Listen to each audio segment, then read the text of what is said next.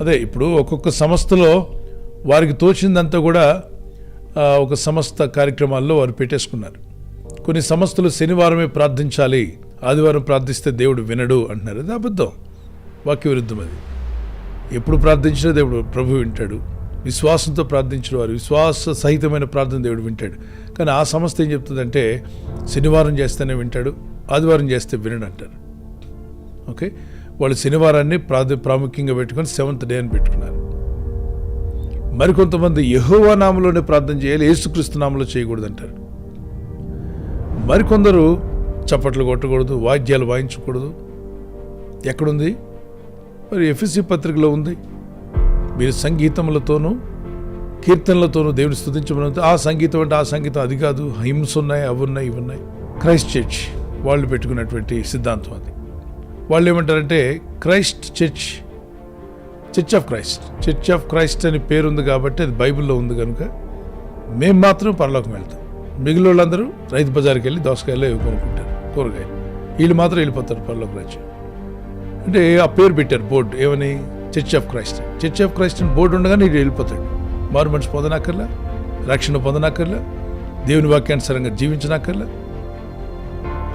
నమ్మి బ్యాప్టిజం పొందాలి, యేసుక్రీస్తునందు విశ్వాసం ఉంచాలి, రక్షణ పొందాలి, యేసే క్రీస్తని, క్రీస్తే ప్రభు అని అంగీకరించాలి. అంతేకాకుండా బైబిల్లో సంఘాలు 7 సంఘాల గురించి మాట్లాడుతాడు. 7 సంఘాలు, ఎఫెసీ సంఘం గురించి, ప్రకటన గ్రంథం 2వ అధ్యాయం 3వ అధ్యాయంలో 7 సంఘాల గురించి ప్రభు మాట్లాడుతున్నాడు.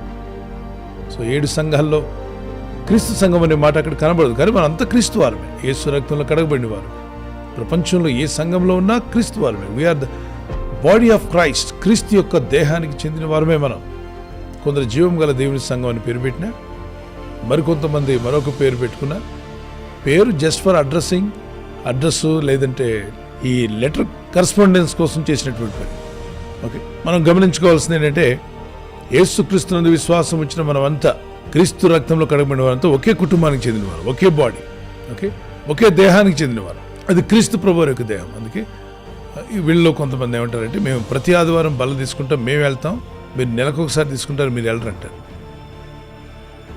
సో వాళ్ళు అనుకున్నది కరెక్ట్, మిగిలిన వాళ్ళు చేసేది కరెక్ట్ కాదు అని ఒక బోధించేస్తూ దాన్ని నమ్మిస్తారు. ఓకే, గమనించండి, సంగీతములతో దేవుని స్తుతించవచ్చు.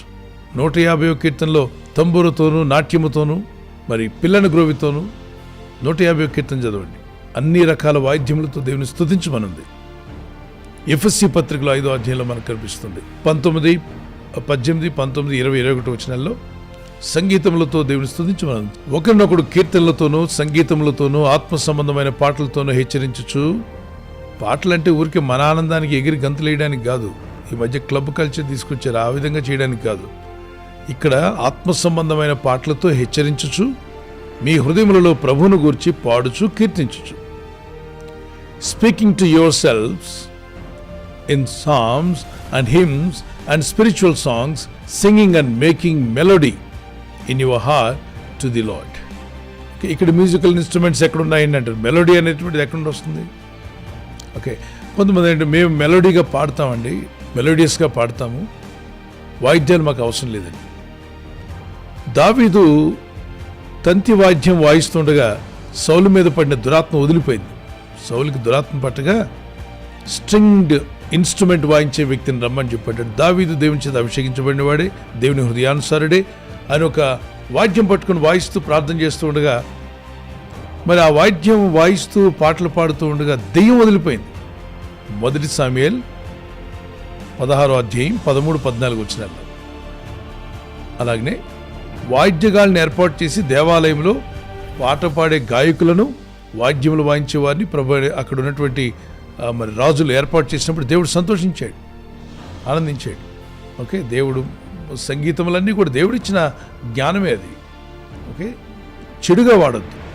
ఈ క్లబ్ డాన్స్ లాగా ఈ మధ్య లైట్లు ఆగిపోవడం, వెలిగించడం, ఈ గంతులు వేయడం, పిచ్చి పిచ్చి గంతులు క్లబ్బుల్లో పబ్బుల్లో వేస్తుంటారే, సేమ్ అదే కల్చర్ తీసుకొస్తున్నారు. ఈ మధ్య హైదరాబాద్ కూడా తీసుకొచ్చారు, దాన్ని పంచుకుంటున్నారు చాలామంది.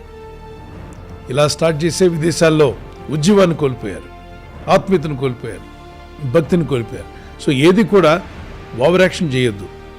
వాయిద్యములు అని చెప్పి పాస్టర్ గారు వెనకంతా ఇన్స్ట్రుమెంట్ వాయించేవాళ్ళు నిలబడతారు.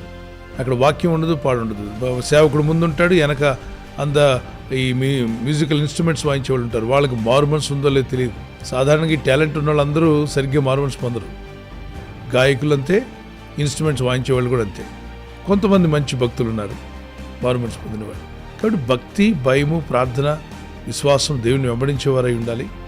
వాళ్ళు కింద నుండి వాయించమనండి, ఆ పక్క నుండి వాయించమనండి, ప్రభు స్తుతించండి. Okay, God bless you.